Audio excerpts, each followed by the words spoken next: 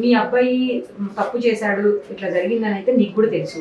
ఇప్పుడు తప్పు చేసిన వాళ్ళకి శిక్ష పడాలంటావా వద్దు? తప్పు ఒక లవ్ మార తప్పు అయితే నన్ను నాతోటి మాట్లాడేది మర్డర్ సంగతి నా కొడుకుని గుంజపి. ఎందుకంటే తెలియని పిల్లగాళ్ళు వాళ్ళకి తెలియదు.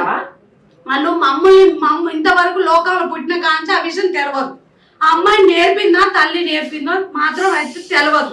ఈ మర్డర్ సంగతి నా పిల్లలను గుంజోకరి మీకు దండమన్న పెడతా కానీ ఇట్లాంటి వేషాలు మా పిల్లలకి తెలియదు సార్. ఇది ఒక్క మ్యాటర్ తప్ప అయితే నాది మూసుకొని కూర్చుంటాం. ఇవాళ నా పిల్లగాడు మర్డర్ కింద పడ్డాడంటే తల్లి పిల్ల కమ్మిచ్చిరు.